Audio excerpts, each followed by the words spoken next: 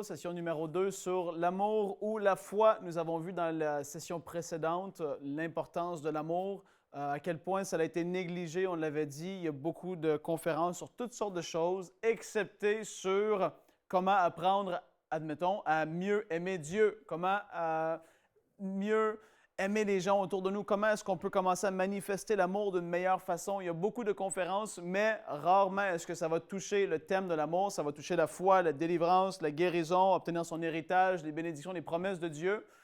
Mais l'amour de Dieu est délaissé et j'en suis convaincu que Dieu est triste par rapport à tout ça parce que, comme que la Bible nous a dit, il nous a tant aimés. Et l'apôtre Jean a écrit que nous l'aimons parce qu'il nous a aimés le premier. Et l'amour qu'on doit avoir vis-à-vis de Dieu, l'amour qu'on doit vraiment lui donner, lui remettre, qu'on doit lui manifester, ça doit vraiment se rétablir parmi l'Église avec un grand E. C'est tellement important. Et là, on va continuer dans Luc, s'il vous plaît. Luc, on va aller au chapitre 15, si vous avez vos Bibles avec moi. Luc, chapitre 15. Et on va commencer au verset 20, s'il vous plaît. Luc, chapitre 15, le verset 20. Et il se leva et alla vers son père. Comme il était encore loin de son père, son père le vit et fut ému de compassion. Nous revoyons ce terme-là, ému de compassion, comme dans la première émission. Jésus avait été ému de compassion vis-à-vis de cette femme veuve qui avait perdu son fils unique. Ici, c'est l'histoire du fils prodigue, vous la connaissez tous très certainement, mais là, ici, ça nous dit, le même terme est dit. Le père a vu son fils de loin, le fils qui, il n'y a pas si longtemps, mangeait avec des cochons. Le fils qui avait obtenu son héritage, mais qui avait tout brûlé dans les airs, il avait tout dépensé ce qu'il avait reçu, il a tout dépensé, tout cela, et il s'est retrouvé très dans un trou qui était très profond, si je peux dire comme ça. Et là, il a retrouvé, il s'est dit, « Wow, je dois vraiment retourner chez mon père parce que même les serviteurs, même les gens qui sont là à servir chez mon père, ils mangent beaucoup mieux que moi. » Et il est retourné chez son père. Et là, ici, ça nous dit, le père fut ému de compassion. Il courut, se jeta à son cou et le baisa. Le fils lui dit, « Mon père, j'ai péché contre le ciel et contre toi. Je ne suis plus digne d'être appelé ton fils. » Mais le père dit à ses serviteurs, « Apportez vite la plus belle robe et l'en revêtez. Mettez-lui un anneau au doigt et des souliers aux pieds.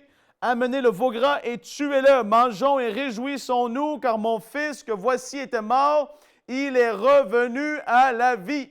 Il était perdu et il s'est retrouvé et ils commencèrent à se réjouir. » L'amour d'un père. L'amour que Dieu a manifesté vis-à-vis de nous lorsqu'il a envoyé Jésus sur la terre. On en a parlé dans la session précédente. C'était un amour, c'est la plus grande preuve d'amour que de donner sa vie pour quelqu'un. Et ici, c'est le Fils qui revient à la maison.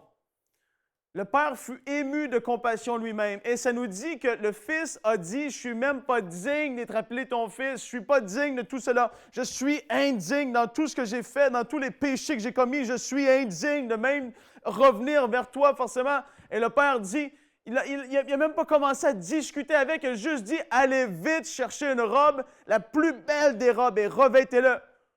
Allez tuer le veau gras, allez, on va faire une fête comme qu'il n'y a jamais eu de fête ici auparavant. » L'amour, qu'est-ce que ça va faire? Ça va couvrir une multitude de fautes. Et on a besoin de grandir là-dedans. Comme je l'ai dit, il y a beaucoup de chrétiens. On va aller ensemble maintenant. On va aller le lire parce que je crois que c'est tellement important. Venez avec moi dans Galates, s'il vous plaît. Galates au chapitre 5. C'est un chapitre qui est très connu par rapport à la longue liste des œuvres de la chair. Elle nous explique la marche de l'esprit qui est opposée à la marche de la chair. Les deux vont être un vis-à-vis de l'autre. On doit commencer à marcher beaucoup plus selon l'esprit. Lorsqu'on va marcher par l'esprit, c'est élémentaire ce que je dis. Lorsqu'on va marcher par l'esprit, on va manifester le fruit de l'esprit qui va être, ça nous le dit au verset 22, mais le fruit de l'esprit, c'est l'amour, la joie, la paix, la patience, la bonté, la bénignité, la fidélité, la douceur, la tempérance. Le fruit de l'esprit, c'est l'amour. On va marcher selon l'esprit, on va commencer à manifester les fruits de l'esprit. Lorsque quelqu'un marche selon la chair, qu'est-ce qu'il va manifester? On peut le lire ici.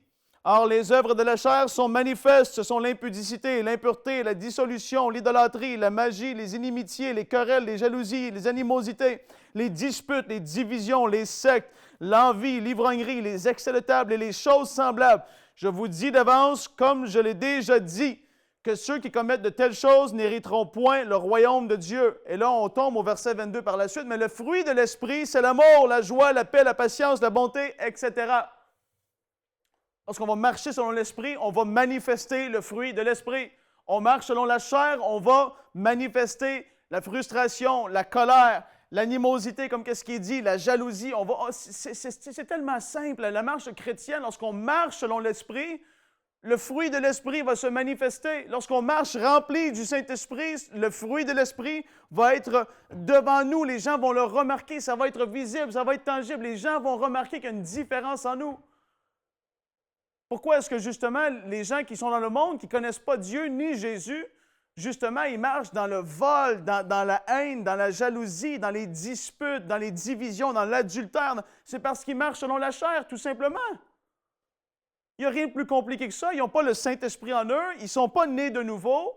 Ils n'ont pas été renouvelés par la parole, mais ils marchent selon la chair et c'est tout. L'apôtre Paul, il a dit, si on marche selon la chair, si on est conduit par notre chair, si on veut se soumettre à la chair, on va accomplir ses désirs. Mais si on marche selon l'Esprit, on va marcher dans l'amour, dans la joie, la bonté. On va vouloir aider les autres. On va vouloir imposer nos mains aux malades. On va vouloir chasser les démons. Pourquoi? Pas pour notre propre gloire, pas pour rien d'autre, mais que parce qu'on aime les gens, tout simplement. C'est pour cela qu'on va manifester ces choses, qu'on va manifester le règne de Dieu sur terre. C'est parce qu'on va marcher par l'amour. Wow! Hallelujah! Si on marcherait tous selon l'Esprit, je vous le dis, l'Église avec un grand A aurait un impact qui serait tellement plus grand. Je vous le dis, le chapitre 5 de Galates répond à tellement de problèmes dans l'Église. C'est ce chapitre-là qui peut résoudre tellement de problèmes de couple. Les couples, les hommes, les femmes, ils marchent par la chair, ça crée des disputes, ça crée toujours des frustrations, toutes sortes de choses qui vont amener toutes sortes d'activités démoniaques autour d'eux. C'est la réalité, je vous le dis. Si on se soumettrait, on marcherait selon l'Esprit, il y aurait une paix incroyable. Il y aurait un amour qui serait là. Pourquoi est-ce que dans l'Église primitive, l'apôtre Paul disait « J'ai entendu parler de vous, mes oreilles ont entendu parler de vous, de ce que votre foi est agissante, de ce que votre amour augmente et que votre espérance dans le Seigneur Jésus est très ferme. » C'est parce que l'Église primitive marchait selon l'Esprit. Ils ne voulaient pas juste obtenir toutes leurs promesses, ils ne voulaient pas juste ci et ça. Non, ils voulaient juste plaire à Dieu. Notre première chose, la première chose qu'on doit vouloir, c'est de plaire à Dieu. Si on veut plaire à Dieu, on va marcher selon l'Esprit. Il va nous révéler les désirs, les choses qu'il a mis en nous. Il va nous les révéler, les dons qu'il a mis en nous. Il va nous les révéler. On va aller ensemble, on va aller lire. Ça me rappelle ce passage, c'est tellement bon. Le Proverbe, s'il vous plaît, venez avec moi dans le Proverbe, livre des Proverbes, au chapitre... non, excusez-moi, les psaumes. Le psaume 34.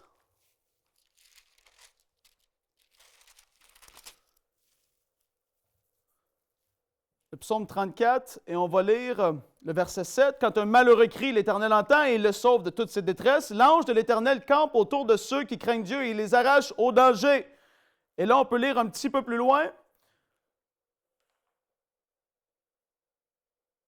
Lorsqu'on fait de l'Éternel nos délices, il va nous donner ce que notre cœur désire, tout simplement. On doit faire de l'Éternel vraiment notre délice. Il doit être le premier dans nos vies. Il doit être celui vers qui on veut passer du temps avec. Il doit être celui-là. L'amour pour Dieu doit grandir dans chacune de nos vies, moi inclus. On doit passer du temps avec lui. Comment est-ce que ça a été dit tellement de fois dans les églises? Le nombre de temps que tu vas te donner à quelque chose, ça va démontrer l'importance que cette chose-là a pour toi dans ta vie. On donne gros du temps à notre famille, c'est parce qu'elle mérite cela, selon nous, selon nos priorités dans nos vies. Notre famille mérite beaucoup de temps, et oui, elle en mérite beaucoup de temps. Mais Dieu, est-ce qu'il en mérite encore plus? Du temps de qualité, oui. C'est tellement important. C'est à nous de commencer, comme j'ai dit, à marcher par l'Esprit et à être comme cela. Le Père, que le Fils prodigue est revenu à la maison, il a dit, tout ce que tu as fait, oublie tout ça, c'est du passé, tu as demandé pardon, tu t'es repenti, oublie tout ça. Là, tu es revenu à la maison, c'est ce qui est important. Là, on va fêter ensemble parce que tu es revenu. Wow, ça c'est comment que Dieu est.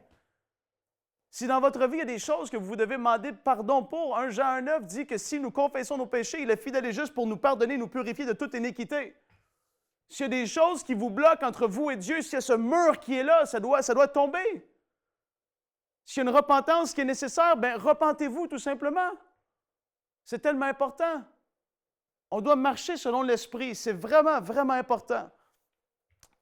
On a vu ici, l'amour a couvert une multitude de fautes du Fils. C'est vraiment ce que l'amour du Père a fait, ça l'a couvert une multitude de fautes. Moi, ma femme me l'a déjà dit, parce que je fais certaines choses à ma femme, parce que je ne suis pas parfait, hein, je vous le dis, mais parce que je fais certaines choses pour elle, vis-à-vis de elle, dans son intérêt, ça dit que elle m'a dit de sa bouche que ça va couvrir toutes les autres choses que je fais de pas correct, ça va les couvrir la majorité d'entre elles, elle va passer par-dessus ces choses-là parce que je l'aime. Parce que j'aime ma femme, je vais lui faire plaisir, je vais vouloir lui plaire. Et en lui faisant cela, ça va couvrir une multitude d'autres choses qu'elle voudrait que je fasse que je ne fais pas. Et là, les hommes disent « Amen ».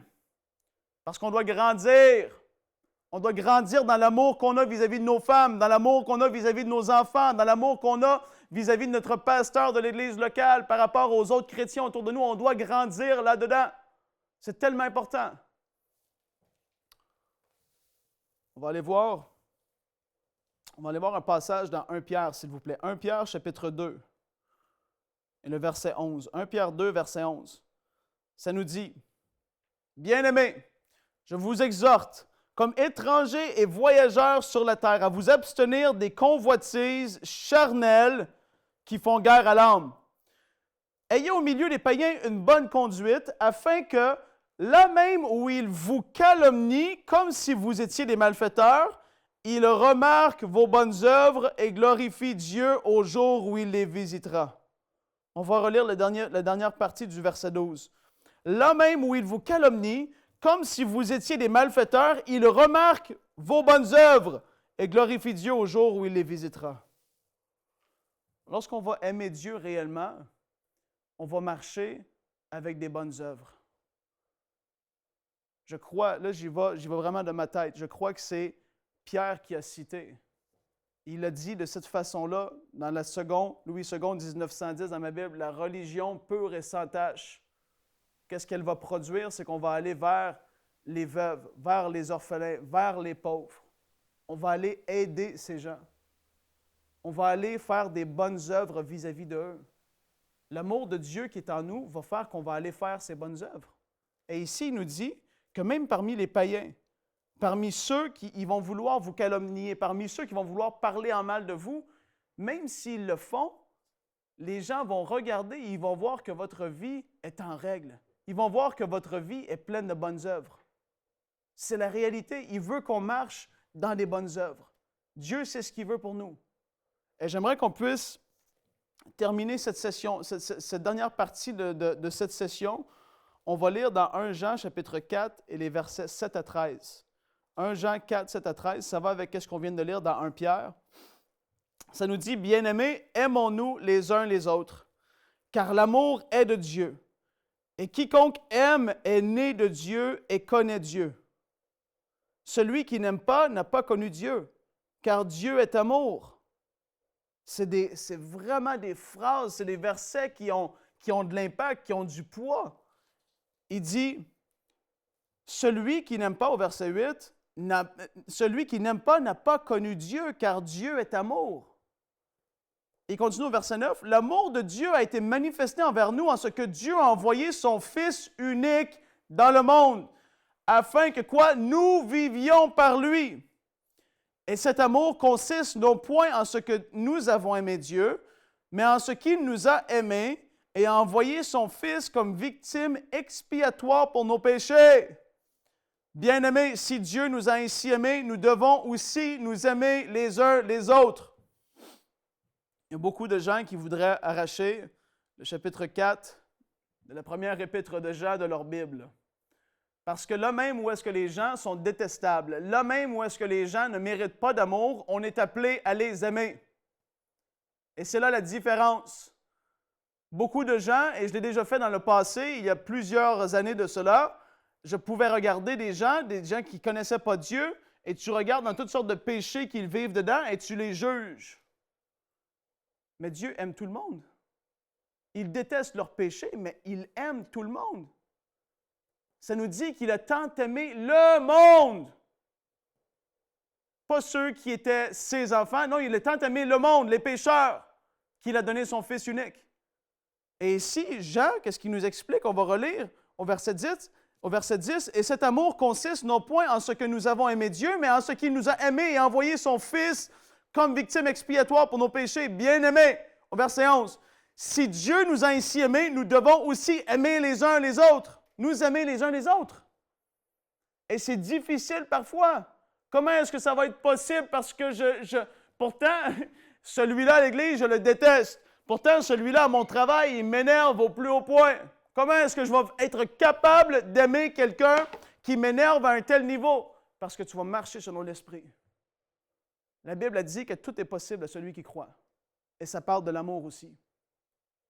Si quelqu'un qui est détestable est dans votre entourage, vous devez être le plus grand des deux et l'aimer même si lui ne vous aime pas.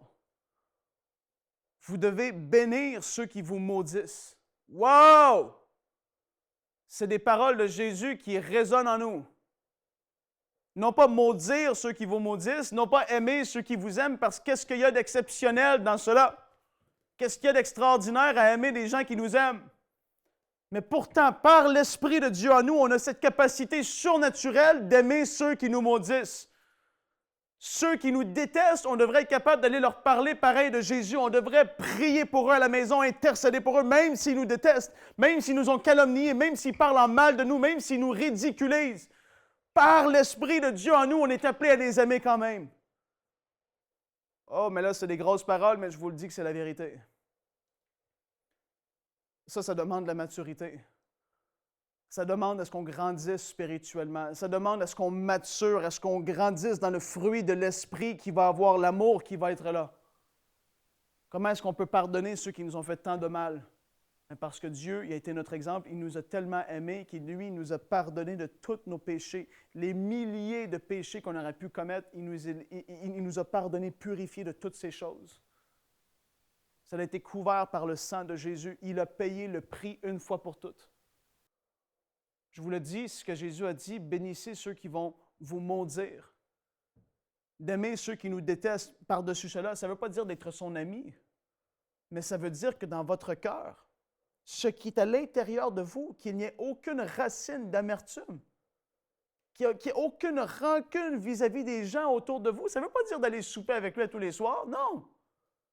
Mais ça veut dire que si vous êtes vrai devant Dieu et que vous dites à Dieu, Dieu, sonde-moi, sonde les profondeurs de moi. Dieu va pouvoir sonder tout votre être et vraiment voir qu'il n'y a aucune haine, ni méchanceté, ni révolte, ni rébellion vis-à-vis de cette personne-là, ni d'amertume, ni de quoi que ce soit. Il va voir que votre cœur est pur parce que vous arrivez à aimer malgré les choses négatives qui vous sont faites. Ça, c'est un type d'amour qui est surnaturel. Le monde et la chair vont dire tout le contraire. Déteste ceux qui te détestent. Même va les frapper. Ceux qui parlent en mal de toi parlent encore plus en mal de eux. Même si c'est dans l'Église, qu'est-ce que ça fait? Il ne veut pas te respecter. Toi, tu es un homme, tu as beaucoup d'argent, tu es une femme, beaucoup d'argent, je suis quelqu'un dans l'Église, il parle en mal de moi, je vais parler en mal de lui, je vais le ridiculiser. Je vous le dis, si Jésus arriverait soudainement, juste lui, sa personne serait là. L'amour de Jésus nous ferait tomber sur le dos. Je vous dis, on était tellement détestables lorsqu'il est venu nous sauver. Le soir ou le jour, ou peu importe c'est quand que vous vous êtes agenouillé devant le Seigneur et vous avez dit, là, je ne suis plus capable, j'accepte, je crois que tu es le sauveur de l'humanité, viens, pardonne tous mes péchés ce soir-là.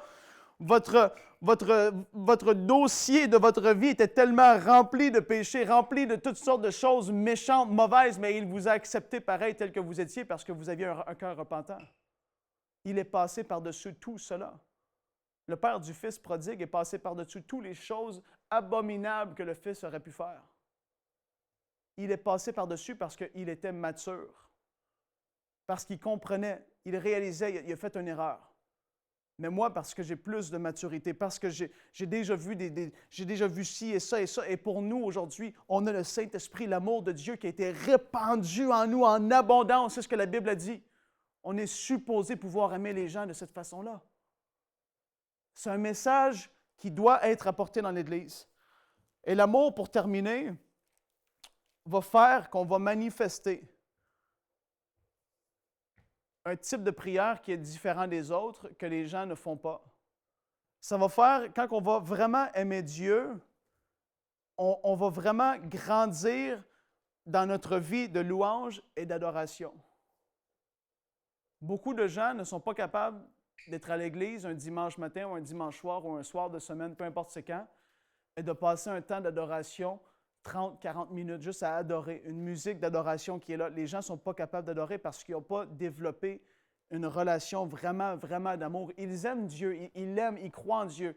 Ils ont reçu Jésus, ils sont sauvés, mais ils n'ont pas grandi dans cet amour-là. Je vous le dis, lorsqu'on regarde des couples, que ça fait des années qu'ils sont ensemble, qui ont traversé des tempêtes ensemble et qui sont toujours là, main dans la main. Vraiment, c'est fort, leur amour est fort. Ces gens-là vont avoir développé un amour, une profondeur que peu de gens vont avoir développé dans leur vie. Les gens aujourd'hui, dès que ça va mal, ils vont arrêter d'aimer, ils vont commencer à détester, puis ils vont partir. Soyez-en pas surpris, vous le savez comme moi. C'est pour ça qu'il y a autant de divorces. C'est pour ça que les gens, ils font 2-3 enfants ensemble, ils s'en vont avec une autre femme, ci et ça, et c'est ridicule. Lorsque vraiment un amour qui est approfondi, qui est là dans un couple, un amour qui oui, va couvrir une multitude de fautes. Même s'il y en a un des deux qui fait des fautes, l'amour va couvrir les fautes qui étaient là. L'amour va venir et va dire non, j'aime plus que ces fautes-là peuvent faire de dégâts. C'est surnaturel. C'est dans ce type d'amour-là qu'on doit venir à grandir, à maturer vis-à-vis de Dieu pour pouvoir passer du temps dans l'adoration, dans la louange, dans le type de prière que je voulais parler là. Des actions de grâce. C'est quelque chose que Dieu m'a mis à cœur et je vois, et comme j'ai dit, moi-même, je dois grandir. On doit tous grandir. Tout le monde, sans exception. J'ai besoin de grandir dans mes temps d'action de grâce vis-à-vis de Dieu. Je l'ai tellement souvent dit lorsque je prêche que les gens, on ne comprend pas le salut qui nous a été donné encore pleinement. On ne le comprend pas. On ne réalise pas à quel point c'est glorieux ce qu'on a reçu au travers de Jésus. Seulement lorsqu'on va être là sur les routes pavées d'or, lorsqu'on va voir la vie du ciel, la vie en abondance dans tout ce qui est là. Aujourd'hui, on regarde la nature et on dit « Wow, c'est beau! » Et oui, c'est beau, mais c'est la nature déchue. C'est la nature où la mort est rentrée. Imaginez-vous au ciel ou dans le futur, l'éternité future, comment ça va être glorieux, la vie en abondance partout. On doit dire, Dieu, je te remercie. Je te remercie parce que ce matin, je suis en santé. Si vous l'êtes, remerciez-le tellement. Remerciez-le pour votre santé. Remerciez-le pour votre famille qui va bien. Remerciez-le pour vos finances si ça va bien. Même si ça ne va pas bien, vous mettez dans la foi et vous croyez que Dieu va intervenir parce qu'il vous aime tellement qu'il a déjà tout acquis au travers de la croix. On a besoin de développer cette vie d'action de grâce, ce type de prière. Paul il disait, je rends des actions de grâce à Dieu le Père pour vous. Je rends des actions de grâce à Dieu pour ce qu'il a fait. L'apôtre Paul était conscient de l'importance de ça. Et ça fait qu'on ne devient pas des ingrats, ça fait qu'on ne devient pas des personnes qui vont tout avoir gratuitement et qu'on va tout croire que, oui, tout nous revient parce qu'on est des enfants de Dieu ici et ça. Non! C'est une grâce qui est tellement grande. La grâce de Dieu. C'est tellement géant ce qui a été manifesté pour nous. Personne de nous mérite quoi que ce soit. Personne. C'est le don gratuit de Dieu qu'il a fait aux hommes. C'est surnaturel. On doit le remercier, dire « Père, je te remercie parce que je suis sauvé. Père, je te remercie parce que tu fais que dans ma vie, je prospère à tous égards. Tu es fidèle, tu es bon, tu es juste. » On doit développer cette vie d'action de grâce, ces moments où est-ce qu'on va remercier Dieu. Et pourquoi est-ce que tout ça va se manifester? Comme je dis encore, c'est parce qu'on va l'aimer.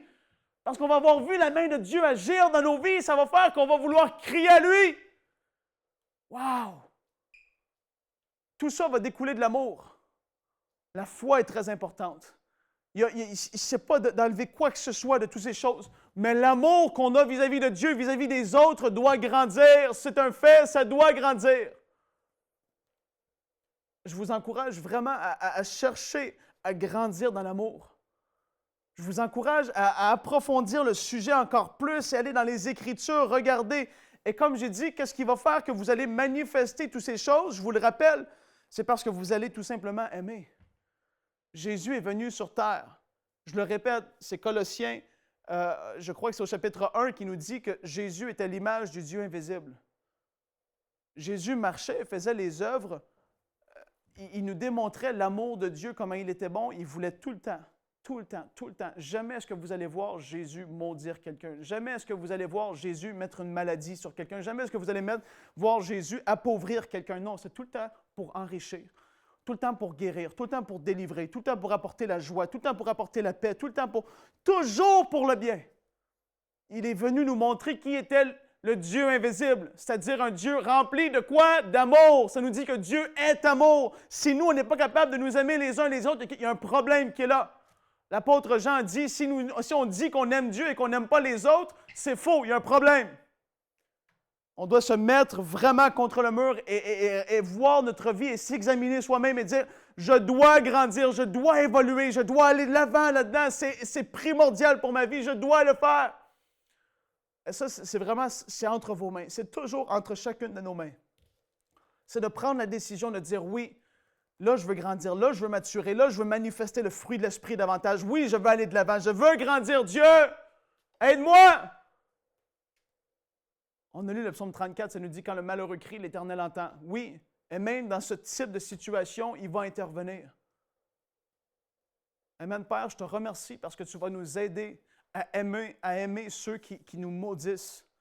Père, il y a des gens qui ont besoin de pardonner et de marcher dans l'amour et je te prie de les aider maintenant par ton Saint-Esprit à ce qu'ils puissent manifester ce pardon, à ce qu'ils puissent manifester l'amour qui va couvrir une multitude de fautes.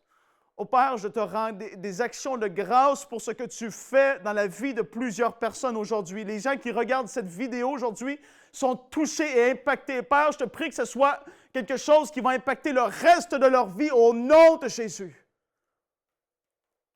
Que ce ne soit pas un message parmi tant d'autres, mais Père, que ça l'impacte, que ça laisse une marque. Père, et je te remercie pour l'amour que tu nous as démontré. Jésus, tu nous as tant aimés. Tu es venu sur terre mourir à la croix pour nous. Et on veut juste tous te remercier ici. Père, je te prie qu'il y ait du fruit et du fruit en abondance de ces vidéos. Et à toi toute la gloire dans le nom de Jésus. Amen. Cette émission est rendue possible grâce au précieux soutien des partenaires d'Enseigne-moi Canal International. Retrouvez tous nos programmes sur enseigne-moi.com.